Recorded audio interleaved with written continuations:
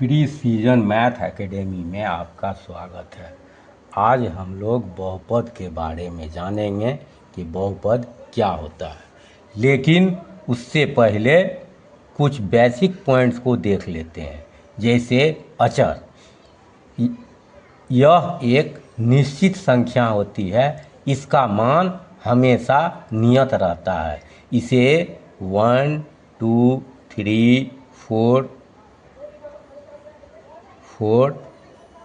etc. से सूचित किया जाता है या निरूपित किया जाता है। दूसरा है चर, इसका मान बदलता रहता है। साधारणतया इसे x, y, z या a, b, c etc. से निरूपित किया जाता है।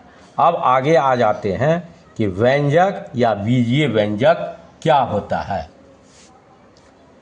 तो चर,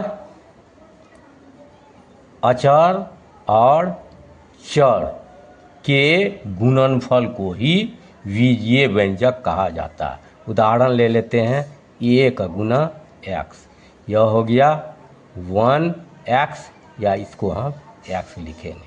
इसी तरह से लेते हैं 2 गुना x, यह हो गया 2x। इसी तरह से लिखते हैं हम √3 गुना x, यह हो गया √3x। तो यह x, 2x और √3x को ही हम लोग व्यंजक या बीजीय व्यंजक कहते हैं। अब इसको अगर हम परिभाषित करना चाहें व्यंजक या बीजीय व्यंजक को, तो परिभाषित कर सकते हैं। जैसे व्यंजक या बीजीय व्यंजक।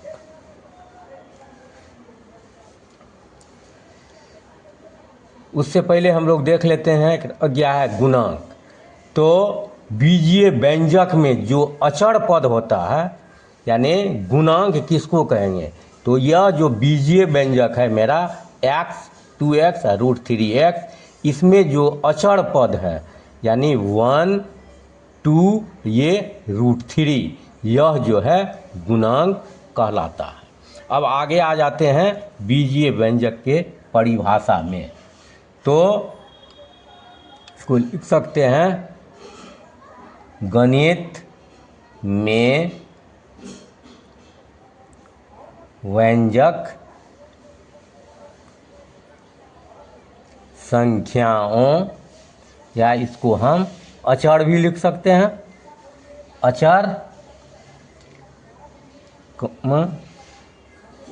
चर। चर में आ गया x, y, z और गणितीय संक्रिया और गणितीय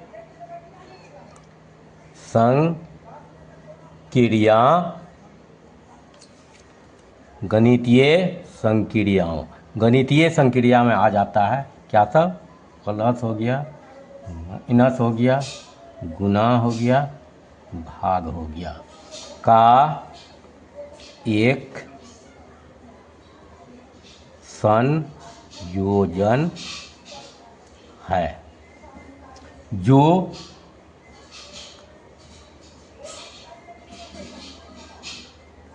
निश्चित मान या संबंध को दर्शाता है। इसमें बराबर चिन्ह का प्रयोग नहीं होता है।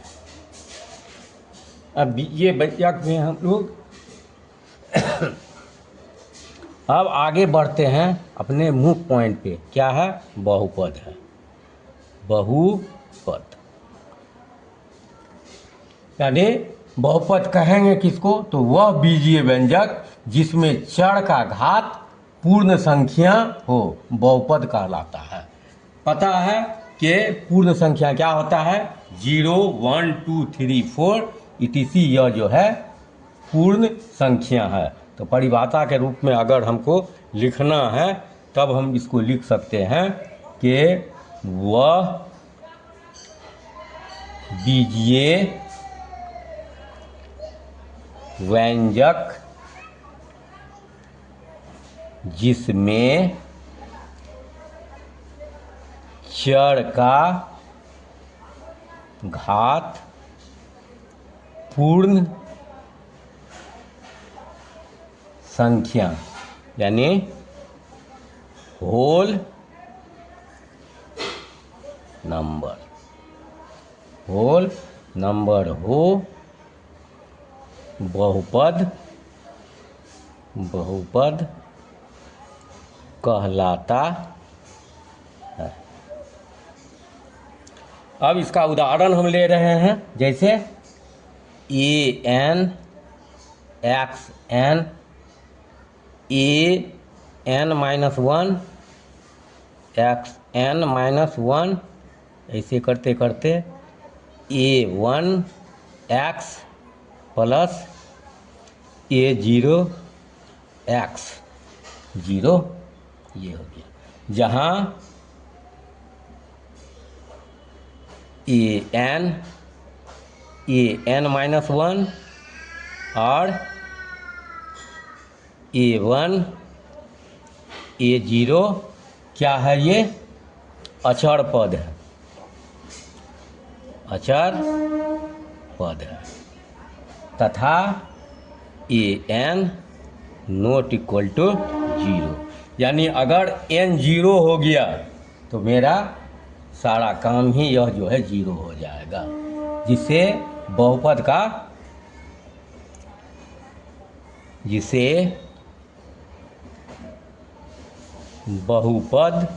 का गुणांक कहते हैं। अब यह an xn जो है यह किसमें है, तो यह चर x में n घात का बहुपद है।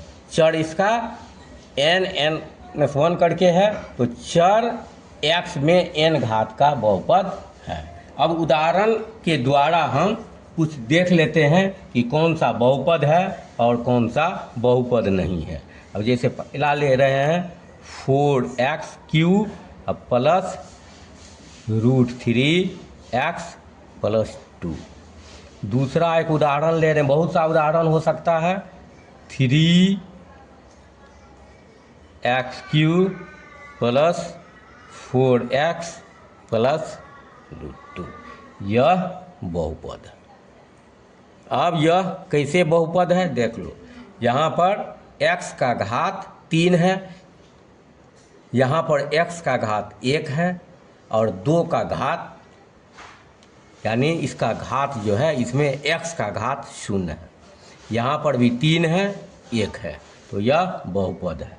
अब दूसरा उदाहरण एक ले रहे हैं, जैसे x³ plus √x + 2 4x² minus 4x 3/2 + 4।